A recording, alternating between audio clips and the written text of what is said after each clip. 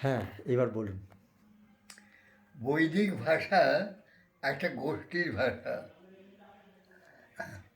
যে জনেরা সম্ভবত আপনার এখানে এ, আমাদের গুজরাটের দিকে যে সিন্ধু নদী সেই ধারে তীরেতে বাস করত, এবং এখনো পর্যন্ত আপনি যদি লাদাখে যান, এখনো বৈদিক ভাষায় কথা বলছে এরকম লোক আপনি পাবেন। আচ্ছা। তারা সংস্কৃতই বলে। তারা প্রায় ঘোড়ায় চড়ে বাজারের দিকে আসে, না হলে তারা তাদের গ্রামের মধ্যে আছেন, এবং তারা দাবি করেন যে আমরা প্রাচীন আর্য। হুম আমার প্রত্যক্ষ অভিজ্ঞতা থেকে বলছি। হুম লাদাখেতে এখনো পর্যন্ত বৈদিক ভাষার প্রচলন আছে। তারা সাধারণত বাজারে দিয়ে এলেও ঘোড়ায় করে আসে। হুম এখন আপনি গেলে পাবেন, এবং তারা বাস করে সিন্ধু নদীর উপত্যকায়। হুম এবং তাদের মধ্যে দাবি হলো যে এখনো আমরা সেই প্রাচীন বৈদিক ভাষা বলি। আচ্ছা। এবং তারা যখন বলে, সে বলা আমি রেকর্ডও করেছি, তো সে বলা কিন্তু আমাদের সংস্কৃতির মতো নয়। আচ্ছা। এটা খুব মৌলিক প্রশ্ন যে বৈদিক ভাষা কি আমাদের এই সংস্কৃত ভাষা? না, হুম এক কথায় না। আচ্ছা। কারণ সংস্কৃতের আজকের ব্যাপারটা হলো শঙ্করাচার্য, যাকে অন্যান্য বলা হয় প্রচ্ছন্ন বৌদ্ধ। শঙ্করাচার্যের আরেকটা বদনাম হলো তিনি প্রচ্ছন্ন বৌদ্ধ। আচ্ছা, তো এই যে আমাদের ভাষার যে আমরা সম্ভবত সিন্ধু নদীর তীরে, সম্ভবত এই জন্য বলছি যে এখনও তাদের দাবিটাই সবটা কিনা সেটা তো যাচাই করা দরকার হয়। সেটা আবার ওখানে গিয়ে যাচাই করতে হয়, যে ওখানে ওদের সঙ্গে থেকে কিছু শব্দাবলী নিয়ে সেটা তুলনা করে দেখতে হয় যে সেটা কতটা মেলে কতটা মেলে না। কারণ বেদেরও অনেকগুলো পর্ব আছে। হুম যেমন ধরুন অথর্ববেদ, প্রাচীন ও অর্বাচীন বলা হচ্ছে, কিন্তু অর্বাচীন বললেও তার ক্রমটা কখন, অথর্ববেদের ক্রমটা কখন? হুম অথর্ববেদ হলো যখন ঋগ যজুর সাম এইগুলো মানে রীতিমতো পরিপক্ক হয়ে উঠেছে, তখন এই অথর্ববেদীয় ভাষাটা জন্ম নিল, এবং সেটা বিশেষ উদ্দেশ্যমূলকভাবে ব্যবহার করা হলো। এর ভৌগোলিক জায়গাটা কোথায়? এই অথর্ব। ভৌগোলিক জায়গাটা এখন যদি আমরা এই যে বৈদিক জনের কথা আমি বলে, এই বৈদিক জনের যদি বলেন তাহলে সিন্ধু নদীর ধারে, তাহলে সিন্ধু নদীর ধারে, কারণ সিন্ধু আজও প্রবহমান এবং অত্যন্ত বেগে প্রবহমান। আপনি আমাদের এই ওই আনন্দময়ী, আনন্দময়ী আমার সঙ্গে, আনন্দময়ী আরও দুজন ছাত্রী নিয়ে আমি গেছিলাম লাদাখ, এইসব দিকে একটু ঘুরতে। তা শুনে অবাক হবেন, আনন্দময়ী সিন্ধু নদী পর্যন্ত বেশ ঠিক আছে, সিন্ধু নদী ওপরে গেলে আর তা খাওয়া হয় না। খাওয়া কীরকম, তার আকর্ষণেতে নিচে নামে না। এটা মহা সমস্যায় পড়লাম। আচ্ছা। মানে ইয়ে এডুকেশন ট্যুরে গেছি, সেখানে তার ওপরে গেলেই তার খাওয়া হজম হয় না। অথচ সিন্ধু নদীর তীরে থাকলে তার ঠিক আছে। তখন কোনো মতে বলে কয়ে আমরা তাকে সিন্ধু নদীর তীরেই আমরা রাখলাম, এবং তখন দেখা গেল যে তার সমস্ত সিস্টেম ঠিক চলছে। কারণ হাই এলিভেশনে গেলেই তার খাওয়ার হজম হয় না। এক একজনের এক এক রকম সিস্টেম বলার কিছু নেই। তো এই যে বৈদিক জোন আমি মানে প্রত্যক্ষ দেখে এসেছি এবং এখনও আপনাকে করতে পারি। আপনার সিন্ধু নদীর তীরে এখনও বৈদিক জনেরা বাস করছে। তো বৈদিক ভাষাটা কত পুরনো? এখন বৈদিক ভাষার হিসাব আপনার কেউই সঠিক করতে পারেনি। কি কি হিসাব রয়েছে? তার কারণ হলো হুম বেদের কোন অংশটা ধরবেন। হুম বেদেরও তো বিভিন্ন অংশ রয়েছে। আচ্ছা। এই যেমন আমি আপনাকে বললাম যে এই আপনার অথর্ববেদ। হ্যাঁ, সিন্ধু নদীর তীরের ওই লোকেরা অপেক্ষাকৃত পরবর্তীকালের, হুম কিন্তু তারা এখনো ঘোড়া ছাড়া চলে না। আচ্ছা। সেই প্রাচীন রয়েছে যে ঘোড়ার পিঠে চড়ে যেতে হবে, মানে আর্যরা, প্রাচীন আর্যরা যেভাবে ঘোড়ায় চড়ে বেড়াতেন। চড়ে যাওয়া চাই। আচ্ছা, সেই ধারাটা। এখনো তারা বাজারে এলেও ঘোড়ায় চড়ে আসে। আচ্ছা। হ্যাঁ, হুম এবং এইটা খুব মৌলিক প্রশ্ন আপনি করেছেন যে অথর্ববেদটা কখন। অথর্ববেদটা সম্ভবত যখন বেদ বেদ মানে মলীভূত হয়ে গেল, হুম অর্থাৎ সংস্কৃত ভাষায় এসে খানিকটা তার জায়গা দখল করে নিল হুম আমাদের প্রাচীন ভাষা। সেই জায়গায় বেদ আরও সংকুচিত হয়ে গেল। হুম এই যে বেদের ক্রম এ নিয়ে ভালো ভালো কাজ হয়ে গেছে। কারা কারা করেছেন? এখানে আমাদের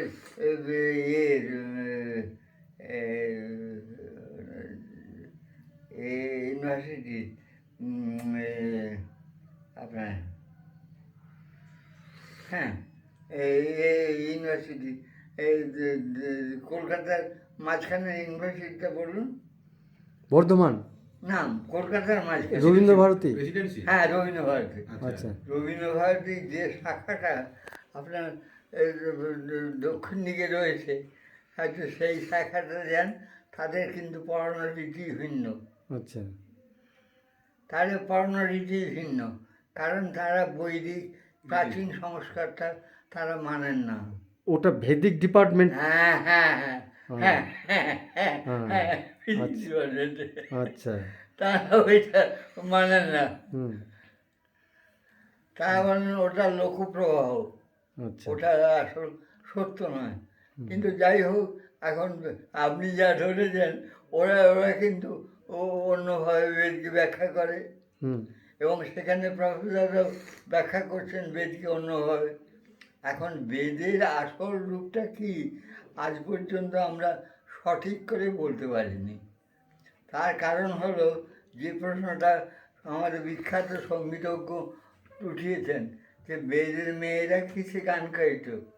হুম তাদের তো একটা অবসর বিনোদনের জন্য গানের জায়গা দরকার করতো। হুম, হুম। এই আসুন আসুন আসুন আসুন আসুন, এরা বিরাট কৌতূহল নিয়ে এসছেন। আচ্ছা আচ্ছা, আপনি বলুন। আপনি বসুন। আমি নিয়ে আসছি। এই যে এইখানে রয়েছে যে ওই যে, এখানে আমি এদিকে বসছি। আচ্ছা।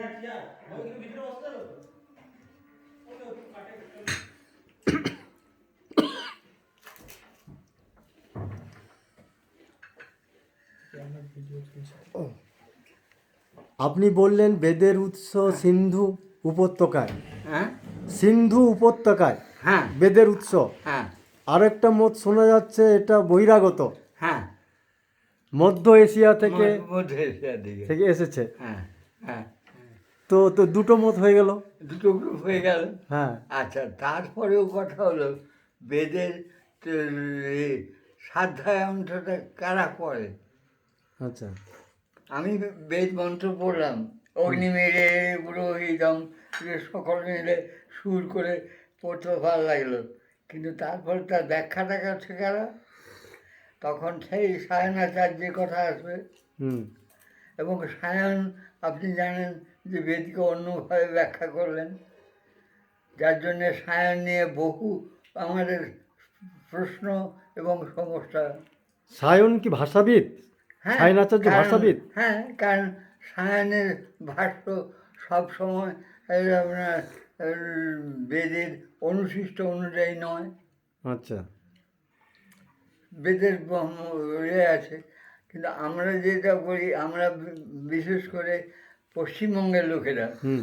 আমাদের বেদটা হলো সম্পূর্ণভাবে একটা উদ্ভট হয়ে, আমি উদ্ভট কথাটা খুব হিসেবে মানে বিবেচনা করেই বললাম। হুম হুম এই জন্যে উদ্ভট হয়ে গেছে যে বেদ সত্যিকার কথা আমাদের বাঙালিদের কাছে কবে এসেছে, হ্যাঁ বিরাট প্রশ্ন। হ্যাঁ আগে তো বেদ পাঠ হতো যেখানে, সেখানে মানে মহিলা ছাত্রী থাকতেনই না। হুম ঠিক। খুব আগেকার দিনে যার ব্যবস্থা ছিল। এমনকি দুর্গা পুজোর সময়ও কিছু কিছু মন্ত্র মেয়েরা শুনবে না। আমাদের আবার অনেক অনেক অন্ধ সংস্কার রয়ে গেছে, যেগুলো দেখে না। তো এই সব দিক থেকে আমরা যদি বেদ করি, বেদের আলোচনাটা আপনি রবীন্দ্র ভারতীতে ভালো পাবেন। বেশ ভালো রেফারেন্স পেলাম। এবারে সংস্কৃত হ্যাঁ। আপনি আসছে। আপনি বললেন যে ঋগ্বেদ, সামবেদ, যজুর্বেদ ও অথর্ববেদ, চারটা বেদের কথা বললেন। হ্যাঁ, সামবেদ কি স্বতন্ত্র বেদ? হ্যাঁ, সামবেদ কি স্বতন্ত্র একটা বেদ, আলাদা একটা হ্যাঁ, বেদ? ছন্দ, ছন্দটা স্থানকাল পাত্র অনুযায়ী বদলে যায়। না বলছি ওটা কি আলাদা বেদ? না, বেদেরই একটা মানে গানের অংশ পাঠ যেগুলো, হতে সুন্দর, হতে হ্যাঁ। পাঠ হতে হতে একটা জিনিসটা হলো। না সামবেদের কিছু শ্লোক ঋগ্বেদে আছে, কিছু যজুর্বেদে আছে, তার যেগুলো কারণ হলো সঙ্গীতাংশ। এক একটা স্কুল অনুযায়ী। আচ্ছা। বেদের তো বিভিন্ন স্কুল রয়েছে, হুম হুম এক একটা স্কুল অনুযায়ী। আর অথর্ববেদের ক্ষেত্রটা হলো একটা জগা খিচুড়ি। হুম অথর্ববেদ একটা আমাদের জগা খিচুড়ি। আচ্ছা। অর্থাৎ জগা খিচুড়ি বলতে হলো যে এ পাশে কতকগুলো মারণ বশীকরণ এগুলোও শেখানো হচ্ছে, হুম আবার অন্যদিকে আত্মরক্ষার জন্য বিদ্যা শেখানো হচ্ছে, আবার অন্যদিকে এই যে ভূতবিদ্যা শেখানো হচ্ছে। এই অথর্ববেদে গিয়ে মহা জটিলতা হয়ে গেছে।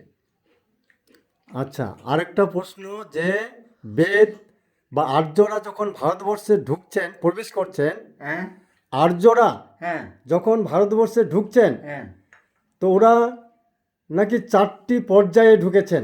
হ্যাঁ, এই পর্যায়গুলো কি কি?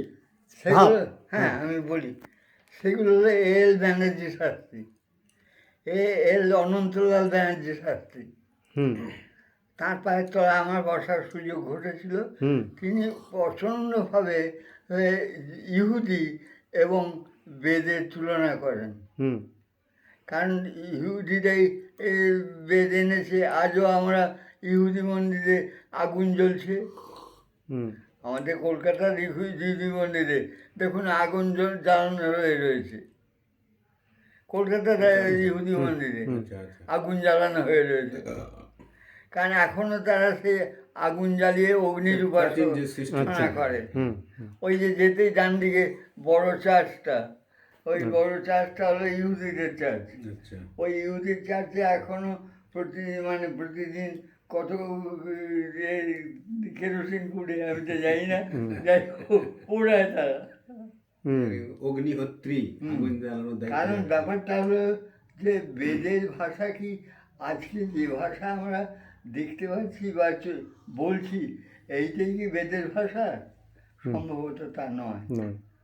কারণ যারা জিউ সম্প্রদায়ের সঙ্গে তাল মিলিয়ে কথা বলেন, তারা বলেন কেন হবে, এর তো আলাদা গোত্র, এই গোত্রের সঙ্গে তোমার বেদের গোত্র কেন মেলাচ্ছ? আমরাও আগুন জ্বালি ঠিকই, আজও ইহুদি মন্দিরে আগুন জ্বলছে সব সময় নিয়ত। আচ্ছা। কারণ তারা অগ্নির উপাসক।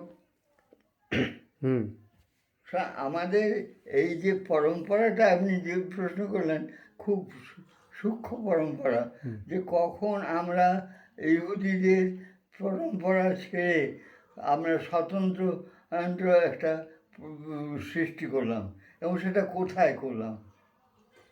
সম্ভবত আমার মনে হয় সেটা সিন্ধু নদীর ধারে, আচ্ছা। সম্ভবত।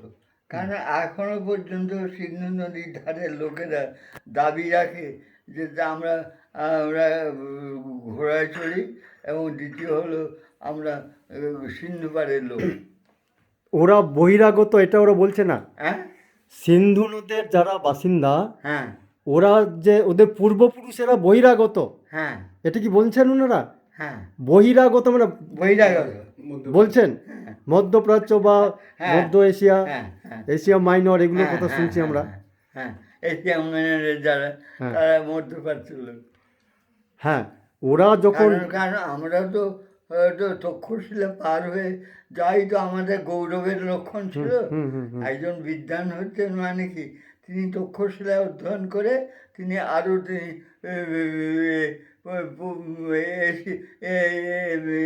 এশিয়ার পূর্বখণ্ডের দিকে চলে যাচ্ছেন, এবং আমরাও তো ইরানে যেয়ে তো শিখলাম।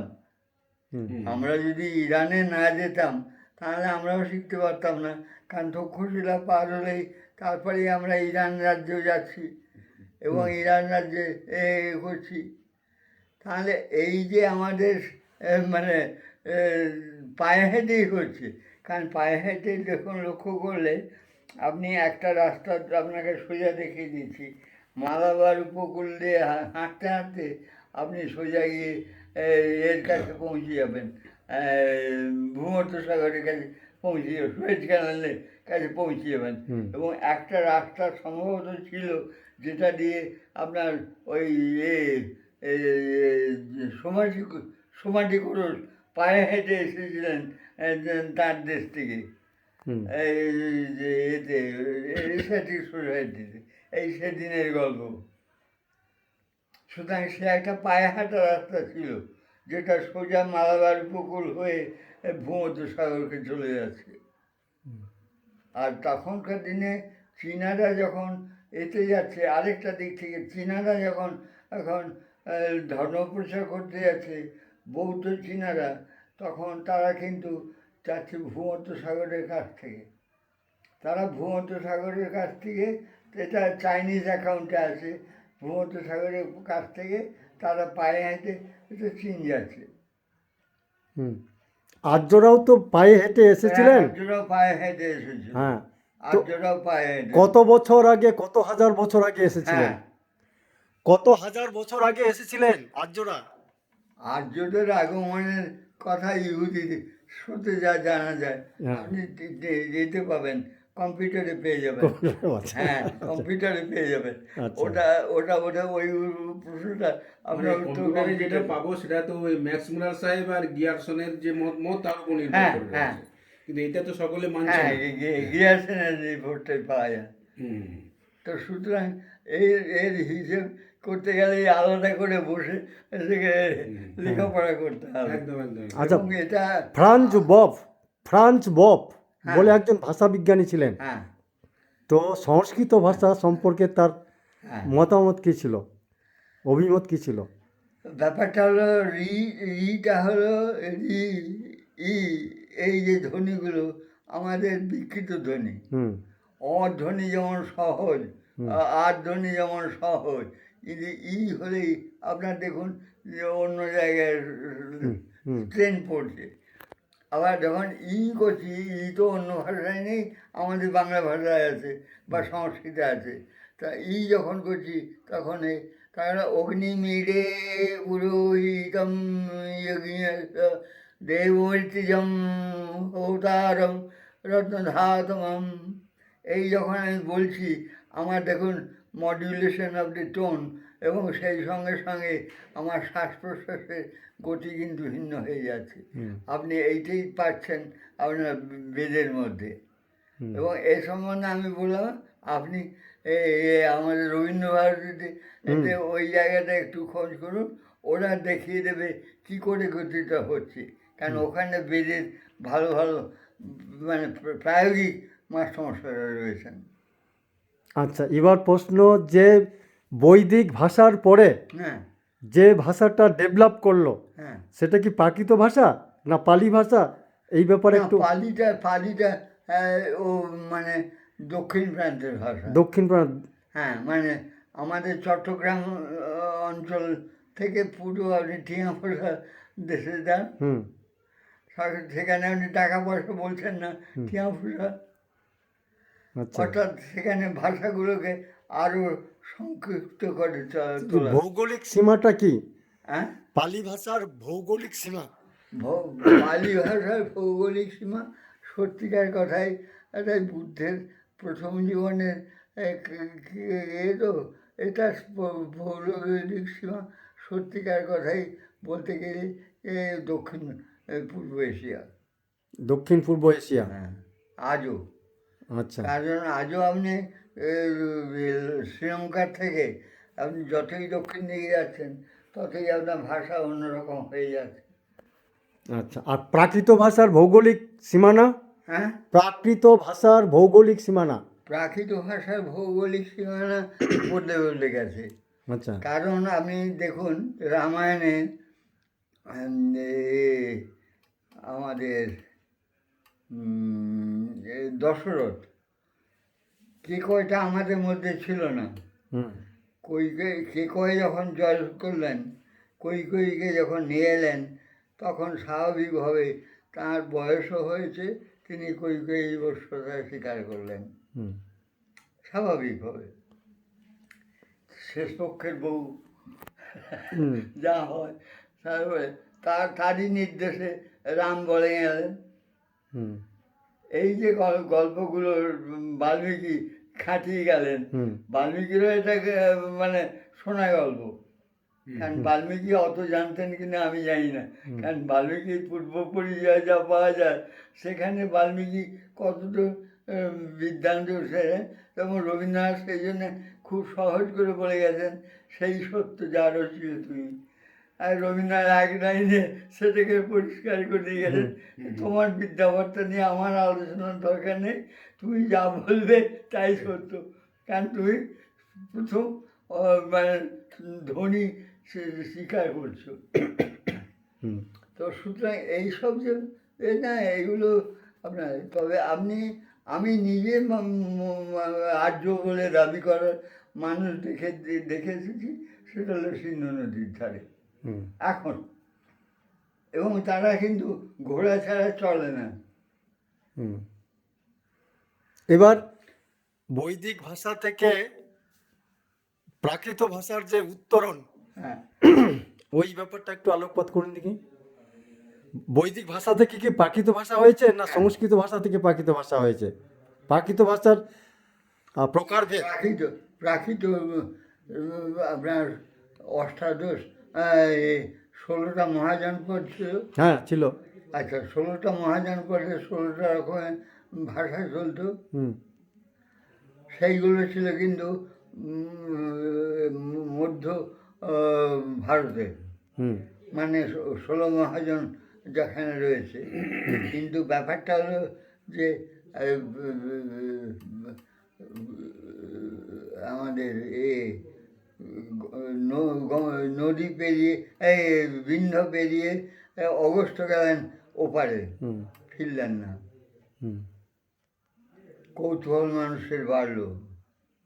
অগস্ত্যের মতো ঋষি, সেই থেকে আজও অগস্ত্য যাত্রা একটা হয়ে যায়। প্রবাদ। সুতরাং হ্যাঁ, সুতরাং এই যে পরম্পরাতে আমরা দেখতে পাচ্ছি যে বিন্দু পেরিয়ে গেলে তারপরে আপনি আর হিসেব পাচ্ছেন না, হুম অন্তত আমরা হারিয়ে ফেলেছি। হুম এবং সেইটাই হলো রামায়ণ, হলো মোটামুটি বিন্ধ্য অতিক্রম করে শ্রীলঙ্কা পর্যন্ত বিজয় আর্যদের।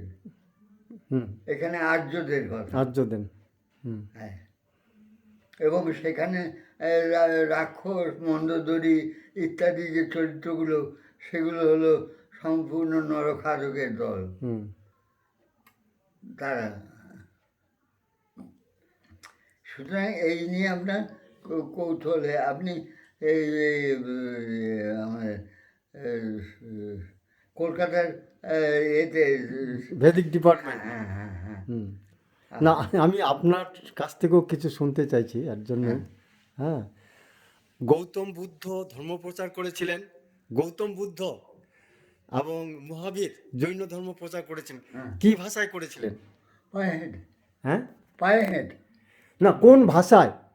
ও যে ভাষা সেটা বুদ্ধদেব সাধারণত এ নিয়ে অনেক কাজ হয়ে গেছে। হ্যাঁ, এ নিয়ে footprints of Buddha, Bihar government বড় বই বের করেছে। হুম, ফুটপ্রিন্টস অফ বুদ্ধ, বুদ্ধ পায়ে হেঁটে ঘুরতেন এবং যেখানে যা পারতেন বলে যেতেন। হ্যাঁ বলতেন, কোন ভাষায় বলতেন? সে কি তিনি প্রাকৃত? সম্ভবত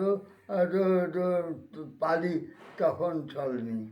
আচ্ছা, পালিটা হয়েছে সত্যিকার কথাই পূর্ববঙ্গের চট্টগ্রামের ভাষা। প্রাকৃতের পরে পালি এসেছে, হ্যাঁ, প্রাকৃতের পরে পালি এসেছে। প্রাকৃতের পরে পালি এসেছে বলে না, হ্যাঁ। প্রাকৃত পাশাপাশি চলছে, পাশাপাশি। পালিও অঞ্চল বিশেষে। হ্যাঁ। আচ্ছা, কারণ কোনো ভাষা তো কোনো ভাষাকে আটকে রাখতে পারে না। হুম। একজন বক্তা যা বক্তব্য দেবেন সেটা তাঁর ভাষাতেই থাকবে। হুম, তো পালি তো প্র্যাকটিক্যালি আমরা পূর্ববঙ্গের চট্টগ্রামের এবং চট্টগ্রামের কাছাকাছি যে এরিয়াটার যে এটা মানে ভাষাগুলো চলে সেইগুলি চট্টল ভাষা, হুম, এবং সেই চট্টল ভাষায় আপনার পালিতে চলছে। আচ্ছা, বেণীমাধব বড়ুয়ার বইগুলো দেখুন, হুম, বেণীমাধব বড়ুয়া। আচ্ছা।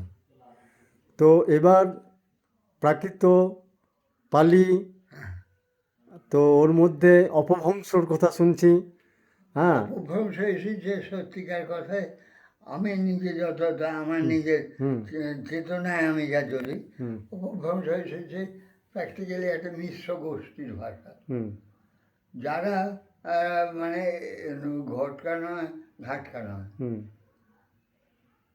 অর্থাৎ তারা কোনো একটা জায়গায় থাকে না, ঘুরে ঘুরে বেড়ায়, এবং তারাই এই পালি ভাষাটাকে নিয়ে এই করেছে।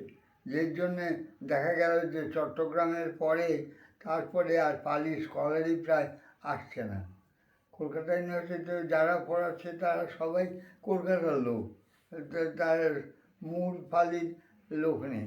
এখন মূল পালির লোকটা আপনার বিনয়নাথ বড়ুয়ার পরে বেণীমাধব বড়ুয়া।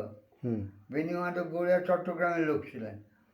বেণীমাধব বড়ুয়ার পরে যে গোষ্ঠীটা এলো তারা সম্পূর্ণ কলকাতা ভাষা বলতে লাগলো। এরপরে আমরা যারা মাস্টারমশাইদের কাছে পড়েছি তারা প্রায় প্রত্যেকেই এই কলকাতা ভাষা বলেন। তারপরে কলকাতা ভাষায়, তবে এখন আমাদের মুৎসুদ্দি যে এখন পালি বিভাগে যে এখন হেড আর কি, সে কিন্তু চেষ্টা করে পুরানো পালি উদ্ধার করতে। তার গবেষণাই হলো পুরানো পালি উদ্ধার করা। আচ্ছা, পুরানো পালি মানে হলো পুরানো আপনার সরস্বতীবাদ স্কুল। আচ্ছা। এবার আরেকটা কোশ্চেন, শ্রীকৃষ্ণ হ্যাঁ, গীতা রচনা করেছেন, এটা বৈদিক ভাষা না সংস্কৃত ভাষা? শ্রীকৃষ্ণ যে গীতা রচনা করেছেন, গীতাটা বৈদিক ভাষা না সংস্কৃত ভাষা? ওনার বক্তব্যটা রয়েছে সংস্কৃত, সংস্কৃত ভাষায়। মূল সংস্কৃত। আর উনি কথা বলতেন কোন ভাষায়? সে তো খুব কঠিন প্রশ্ন। কৃষ্ণ কোনখানে কথা বলতো সে তো যাহা যাহা নেত্র পড়ে তাহা কৃষ্ণ শুনে। আমি ওই ভক্তিমার্গের কথা বলতে পারবো না। মানে যেটা সাহিত্য প্রমাণ আছে সেটা উনি হ্যাঁ, বললেন। সাহিত্য প্রমাণ সেটা দিচ্ছে তো প্রমাণ এখন না হলে আপনার যাহা যাহা নেত্র পড়ে তাহা তথা কৃষ্ণ সুরে, ওই বাক্য আমি বলতে পারবো না। না, আমি একটা তথ্য পেয়েছি হ্যাঁ যে কৃষ্ণ যখন তার বাড়িতে হ্যাঁ কথা বলতেন, হ্যাঁ সেটা হচ্ছে সৌর শ্রেণী প্রাকৃত। হ্যাঁ। ওই এরিয়ায় ওনার জন্মস্থান। সুরসান জায়গাটা হলো এখনকার মথুরা। মথুরা, হ্যাঁ মথুরা, ওই অঞ্চলটা। হ্যাঁ আবার উনি যখন কৌরবদের কাছে যেতেন হ্যাঁ তখন বলতেন সংস্কৃত। সংস্কৃত বলতেন। হ্যাঁ হ্যাঁ, হ্যাঁ।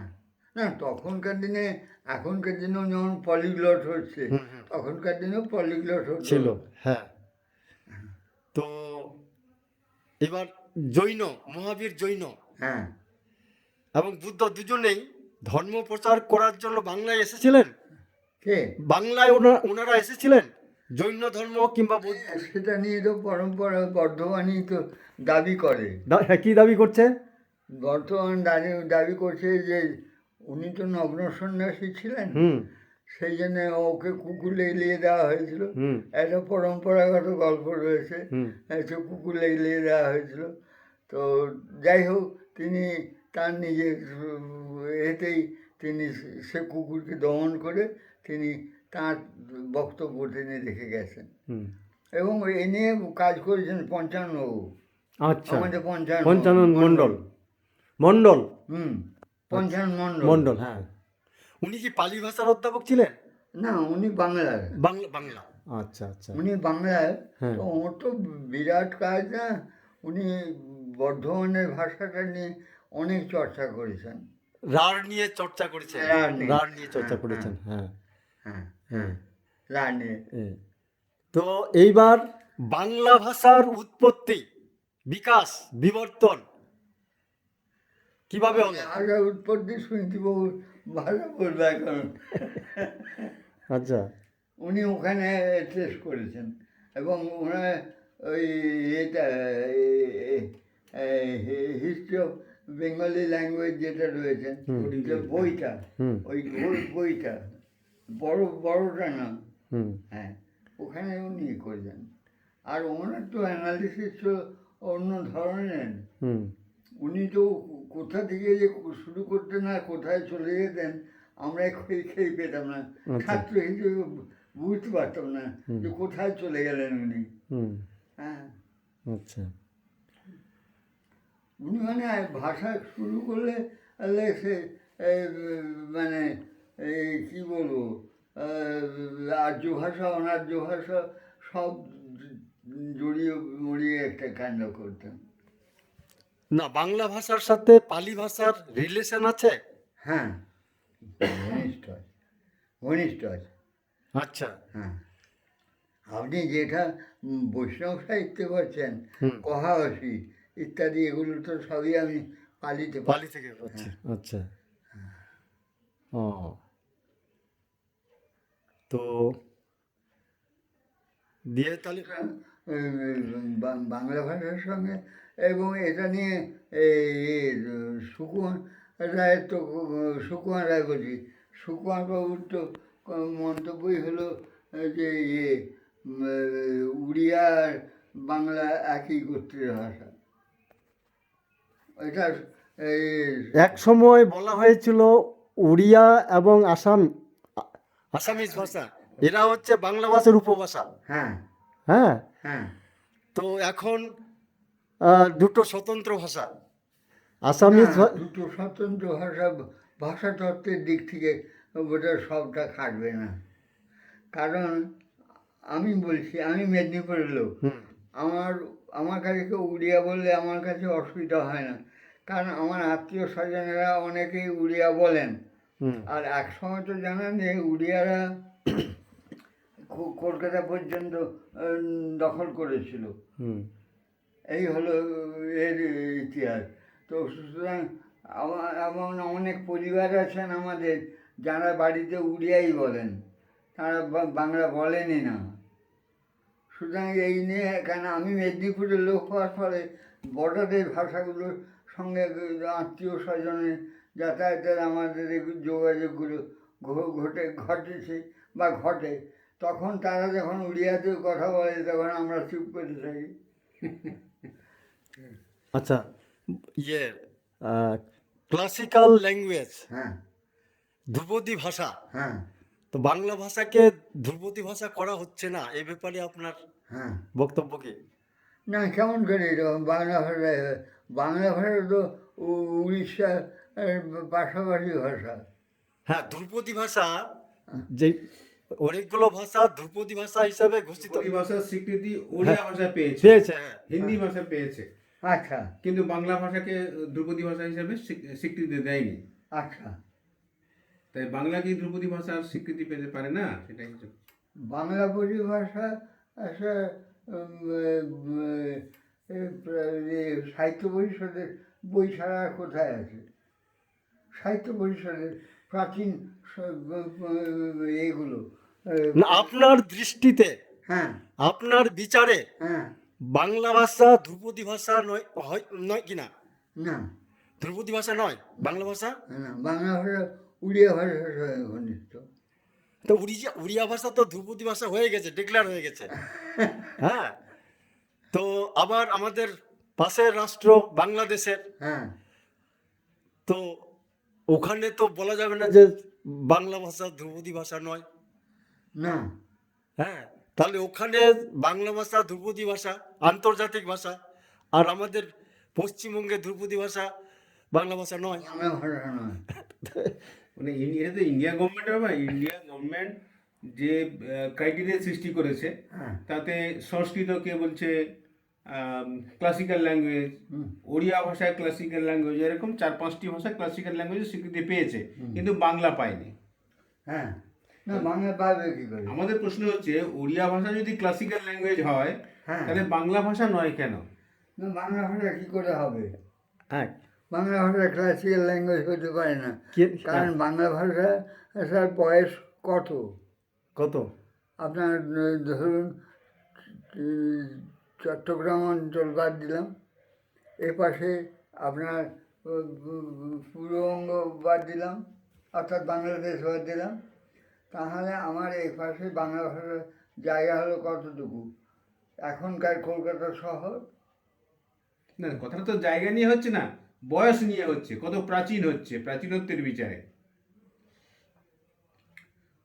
প্রাচীন হ্যাঁ, প্রাচীনত্বের বিচারে শুনতে পারলেন না ভালো? প্রাচীন বাংলা উড়িয়া তো একই, হ্যাঁ হ্যাঁ একই। হ্যাঁ কিন্তু ওরা দাবি করেছে যে ওরা 1500 বছরের বেশি ওড়িয়া প্রাচীন, হ্যাঁ আর বাংলা তো যেটা আমাদের চর্যাপদকে ধরা হয়, তাহলে 1200 বছর।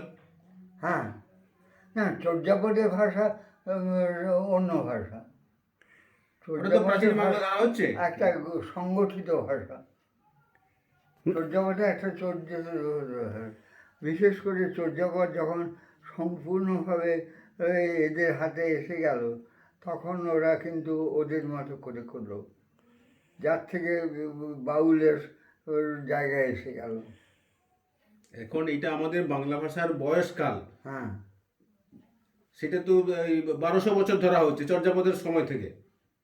যে এই বাংলা ভাষার আমরা প্রথম যে সাহিত্য যেটা পাচ্ছি, সেটা হচ্ছে চর্যাপদ। হ্যাঁ চর্যাপদ, হ্যাঁ আর চর্যাপদের সৃষ্টি হয়েছে 10ম থেকে 12শ শতাব্দী। চর্যাপদে কোন জায়গাটা দেখবেন? চর্যাপদের চর্যাগুলো দেখবেন কি চর্যার প্রাকরূপটা দেখবেন? কারণ আপনার আমাদের চর্যাপদের আমাদের ডক্টর বাগচি, হুম, প্রবোধ বাগচি প্রবোধ বাগচি, বিশ্লেষণ, সে বিশ্লেষণে তো আপনার এটা মিলবে না, কারণ চর্যাপদের এদের ভাষার মানে অনেক আছে, মানে কী বলবো, বিলয় আছে, অনেক বিলয় আছে এর সঙ্গে ওর সঙ্গে হচ্ছে। কারণ বাংলা ভাষা আজকে যেটা এসে গেছে, এটা তো সম্পূর্ণ একটা ইংরেজি ভাষার কাঠামো। বর্তমান বাংলা ভাষা। হ্যাঁ, এখন বর্তমান ভাষা, কারণ আমরা যা বলি মায় কোথায় তার আগে সেন্টেন্সগুলো ইংরেজিতে কনস্ট্রাক্ট করে নিই, কারণ আমরা ইংরেজি জানলেও একটু হিসেব করে কথা বলতে চাই। হ্যাঁ, কারণ আমি যদি বলি আমার গ্রামের ভাষা, আমার মেদিনীপুরি বাড়ি, দেখুটু আগে থেকে আমার আছে, আপনি একটি বর্ণও বুঝতে পারেন না। কথা বললে দেখছিস মেয়েটা কেমন নাচছে, দুই সখীতে যাত্রা দেখতে গেছে, তখন যাত্রা নাচ হচ্ছে, তাহলে দেখুটু কেমন নাচে আছে, মায়াগুলো যেন মেয়েও থাকলো না, মেয়েটা মায়া হয়ে গেল, মায়াগুলো নাচে বসে। সুতরাং ওই কথা বললে তাহলে ইয়ে হবে না। আমি মেদিনীপুরের গ্রামের ভাষা যদি বলি কোন গ্রামে তোমার নাম মেদিনীপুরে? বুঝতে পারবেন না। মেদিনীপুরের কোন গ্রামে বাড়ি? কোথায় বাড়ি মেদিনীপুরে? আমার দাসপুর থানা। দাসপুর থানা। হ্যাঁ। আচ্ছা আচ্ছা আচ্ছা। ওনার বাড়িও মেদিনীপুর, হ্যাঁ, ওনার বাড়িও মেদিনীপুর। কোথায়? আমার তো নন্দীগ্রাম, আচ্ছা চণ্ডীপুর। আচ্ছা। না না, তখন আমি কার কাছে গল্প করি। হ্যাঁ, আর নন্দীগ্রামে তো সবাই উড়িয়েই বলে। হ্যাঁ, ওড়িয়া কিছু কিছু টান আমাদের আছে। হ্যাঁ, তা না যে মানে রীতিমতো নিজেরা বলে বুঝতে পারে। হ্যাঁ হ্যাঁ হ্যাঁ হ্যাঁ। কাঁথিতে যতটা বেশি, হ্যাঁ, হ্যাঁ। কাঁথিতে বেশি, আমাদের হ্যাঁ, মেদিনীপুরে হ্যাঁ, নন্দীগ্রামে কম। হ্যাঁ হ্যাঁ। বেশ, আর কোনো কোশ্চেন? আচ্ছা, এখন এই বাংলা ভাষার প্রাচীনত্ব নিয়ে একটু চিন্তা ভাবনা করা হচ্ছে। সেখানে একটা সোর্স পেলাম, সেখানে বলা হচ্ছে যে সিদ্ধার্থ ছোটবেলায় বঙ্গভাষা শিক্ষা করেছিলেন। হুম। যে বৌদ্ধ শাস্ত্রে আছে, কথাটা এইভাবে, বৌদ্ধ হ্যাঁ, শাস্ত্রে হ্যাঁ, আছে হ্যাঁ। সিদ্ধার্থ বাল্যকালে বঙ্গভাষা শিক্ষা করেছিলেন। হুম। তাহলে সিদ্ধার্থ যদি বঙ্গভাষা শেখেন, তার মানে তাহলে বাংলা ভাষা 2500-এর বয়সের বেশি পুরনো হয়ে যাচ্ছে। কিন্তু এই প্রমাণটা কোথায় আছে? সেই প্রমাণটার জন্যই এরকম কিছু আছে বৌদ্ধ শাস্ত্রে, এর কোথাও উল্লেখ আছে। এইটা একটু সন্ধান করতে চাইছি। না, সুকুমারবাবু বাংলা এবং উড়িয়াকে সুকুমার বাবুর তেতে নেই, সুকুমার বাবুর ভাষাতে নেই, কারণ না, সুকুমারবাবুর একটা আর্টিকেল আছে হুম। যে বাংলা ভাষা এবং উড়িয়া ভাষা, সেখানে কিন্তু তিনি সেটা দেখিয়েছেন। আমি এইটা পড়ে এবং শোনাচ্ছি। আজকে আমার আমি যে সোর্সটা পেয়েছি, আমি মেদিনীপুরে, দক্ষিণ মেদিনীপুরে যখন যাই, হ্যাঁ হ্যাঁ তখন আমার আত্মীয় স্বজনেরা নিজেদের মধ্যে উড়িয়াই কথা বলে। হ্যাঁ, সেটা আমি এখন বৌদ্ধ শাস্ত্র নিয়ে একটু জানতে চাইছি। বৌদ্ধ শাস্ত্র, হ্যাঁ। এই যে একটা কথা এটা পেলাম, বৌদ্ধ শাস্ত্রে আছে কপিলাবস্তুর প্রাসাদে রাজা শুদ্ধোদন্তনয় সাক্ষ্য সিংহ বাল্যকালে বঙ্গভাষা শিক্ষা করেছিলেন। তা থেকে এটা অনুমান করা অস্বাভাবিক নয় যে বাংলা ভাষা প্রত্যক্ষভাবে মাগধী প্রাকৃতের কন্যা বা দৌহিত্রী ছিল না। তবে মাগধী প্রাকৃতের কাহিনী। তবে মাগধী প্রাকৃতের প্রভাব এর উপর রয়েছে প্রচণ্ডভাবে। বুদ্ধ ছিলেন 2500 বছরের চেয়ে কিছু আগে, আর সেই জন্য তিনি যদি বাংলা ভাষা শিখে থাকেন, তাহলে বাংলা ভাষার বয়স 2500 বছরেরও কিছু বেশি। এই লজিকটা দাঁড়ায় না, কারণ বুদ্ধের জীবন কথা যেটা সংস্কৃত ভাষা পাওয়া যায়, সেটা তো আপনার সে কথা বলছে না। এটা বৌদ্ধ শাস্ত্রে কোথায় আছে? আমি সেই কথাই তো বলছি, বুদ্ধের জীবন কথা সংস্কৃত ভাষায় যেটা আছে এবং যেটা আমরা পড়াই, এবং ললিত স্তরে বুদ্ধের মানে বাল্যকালের জীবনের কথা সব রয়েছে। সেখানে তো এইসব প্রশ্ন উঠেনি। সেখানে ভাষাগুলো গন্তি করা হয়েছে, ভাষাগুলো গন্তি করা হয়েছে। হ্যাঁ, আজ আসছি। এই আমাদের হয়ে গেছে। না না, আমি আর আজকে বসবো না। আরে কথাই হলো না তো। হ্যাঁ, বেশ ঠিক আছে, একটু বলি। এইরকম কোনো তথ্য কি বৌদ্ধ শাস্ত্রে নেই? কি এই যে না, বৌদ্ধ শাস্ত্রের ললিত স্তরের হ্যাঁ কতগুলো ভাষা আছে তার হিসেব আছে, হ্যাঁ, এবং বুদ্ধ নাকি সব কিছুই জানতেন। আচ্ছা, আমি অতটা এগিয়ে বিশ্বাস করি না, কারণ এটার ভাষা এইভাবে হয় না। ভাষা একটা পরিবেশ অনুযায়ী শিক্ষা হয়। ধরুন আমি মেদিনীপুরের যে ভাষা বলি বা সেটা উনি বর্ধমানের লোক, উনি তা বলেন না। না, হ্যাঁ, কিংবা আপনি কোথাকার আমি জানি না। নর্থ বেঙ্গল, হ্যাঁ, উত্তর দিনাজপুর। হ্যাঁ, তাহলে হ্যাঁ। সুতরাং ভাষা স্থানীয়। আমি বাল্যকালে যে ভাষায় কথা বলি সেই ভাষা। এখন ললিত স্তরের বিপদ হলো হাজারো ভাষা একসঙ্গে লিস্ট করে দিয়েছে। ললিত বিস্তরে। হ্যাঁ, ললিত বিস্তর আমাদের লাইব্রেরিতে পাবেন। এই সংগ্রহ ললিত করে- বিস্তর হ্যাঁ। লাইব্রেরিতে পাবেন। Central library. হ্যাঁ, আচ্ছা ললিত বিস্তর ওই ভেতরে ওদিকে বলবেন, ওরা বের করে দেবে। আচ্ছা। তো সবাই ওখানে রয়েছে। এই ভাষা নিয়ে মানে দুর্দাম ব্যাপার, এর কোনো সমাধান আমি খুঁজে পাই না। হ্যাঁ, এটা তো অনেকেরই মত যে এই বাংলা ভাষা আমাদের যে প্রচলিত যে ধারণা যে অপভ্রংশ থেকে এসেছে, মাগধী অপভ্রংশ থেকে এসেছে, হ্যাঁ, সেটা যে সর্বাংশে সত্য নয় বলে অনেকেরই কথা না, আছে। সেটা অনেকেই হয়। হ্যাঁ, যে এখানে সংস্কৃতের প্রভাব আছে, বা এখানকার জনভাষার প্রভাবটা সবচেয়ে বেশি। তার উপর হয়তো এই যে বৈদিক যে অপভ্রংশের প্রভাব রয়েছে।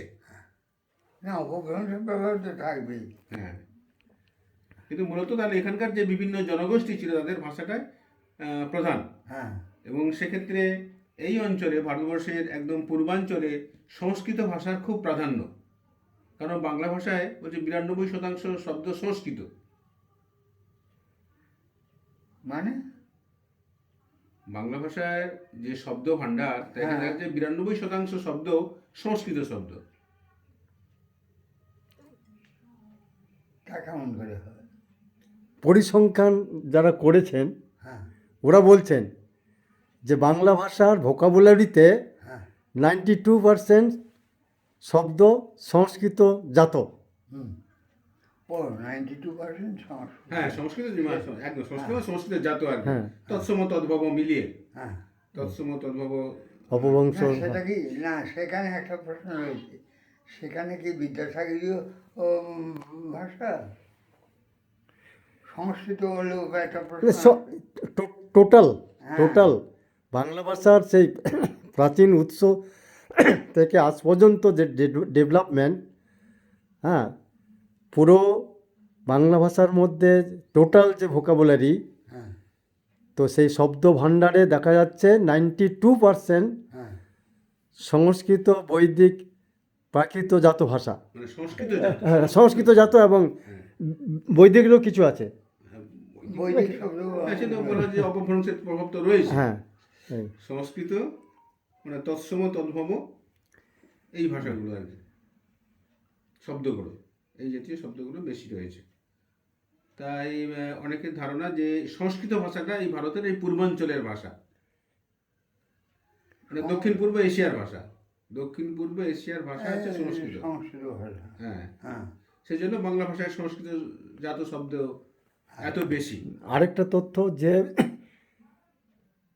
এশিয়া ইউরোপের একটা বিশাল ভূখণ্ডে 2500 মাইল একটা নির্দিষ্ট ভূখণ্ডে একই রকমের ভাষা প্রচলিত ছিল। হ্যাঁ, আচ্ছা, সেটা অনেক পুরনো কথা ছিল। আমি যে প্রসঙ্গটা এলাম, তাহলে এই তথ্যটা আমরা কোথায় পেতে পারি? এই যে যে বক্তব্যটা বললাম আর কি, আপনি ললিত বিস্তর দেখুন। ললিত বিশ্ব, ললিত বিশ্ব।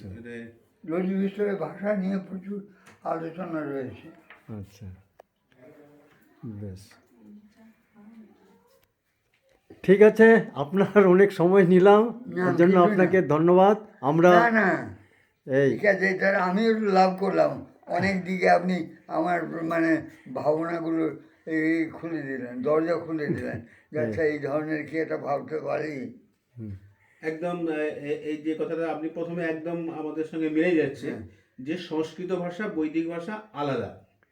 সেখানে একটা সোর্স পেয়েছি, উনি বলেছেন যে একসময় ওই মধ্য এশিয়া, ইউরোপ আর দক্ষিণ পূর্ব এশিয়া মিলে যে বৃহৎ অঞ্চল মিলে একই রকম ভাষা প্রচলিত ছিল একটা সময়, মানে অনেক যে বৈদিক যুগের কথা হচ্ছে। বৈদিক ভাষার যখন বিকাশ ঘটছে, তখন সেক্ষেত্রে উনি বলছেন যে উত্তর পশ্চিম এশিয়ার ভাষাটা হচ্ছে বৈদিক, আর দক্ষিণ পূর্ব এশিয়ার ভাষাটা হচ্ছে সংস্কৃত।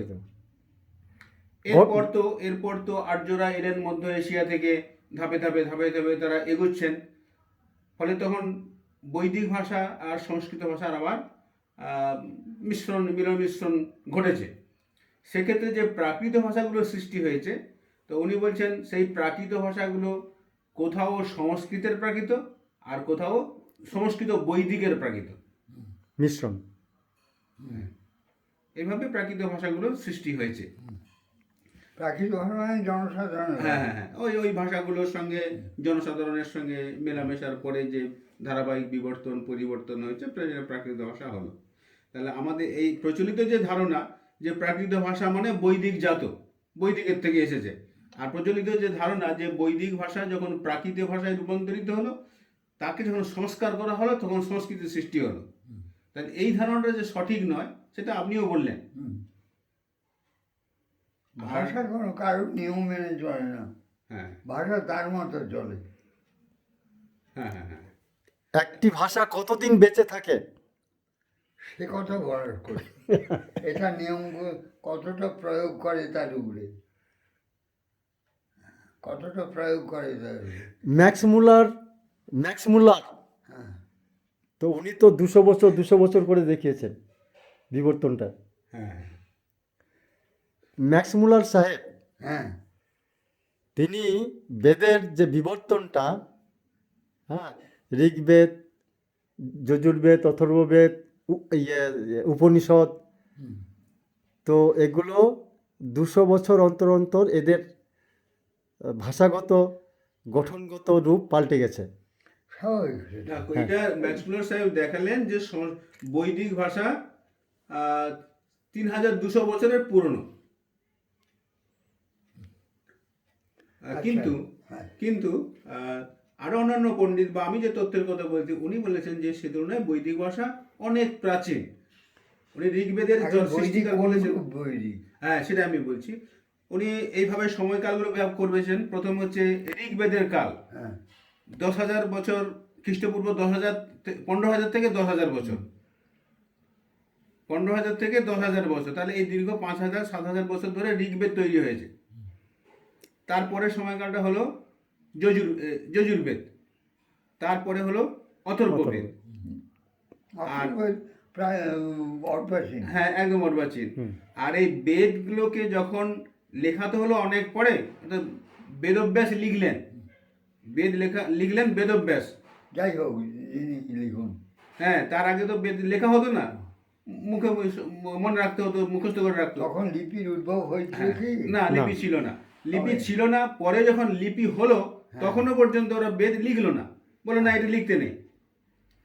ওটা যখন লিখলেন কে বেদব্যাস, বেদব্যাস যখন বেদ লিখলেন তখন উনি এই 4টে ভাগ করলেন, এই মানে এই 3টে কাল অনুসারে 3টে, আর 3টে বেদের যে গানের অংশগুলো সাম, যেগুলো সামগুলোকে নিয়ে একটা বেদ করলেন, সেটা হচ্ছে সামবেদ।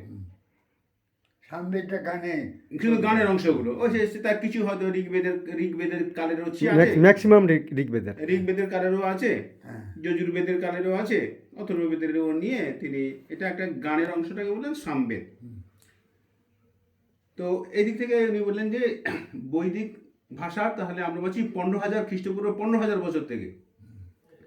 আর সংস্কৃত ভাষাও এর থেকেও প্রাচীন ভাষা, সংস্কৃত ভাষাও এর থেকেও প্রাচীন ভাষা। এবং সংস্কৃত ভাষার ওই যে বলা হলো যে যেটা উনি বলেছেন যে এক সময় একই রকম ভাষা ছিল,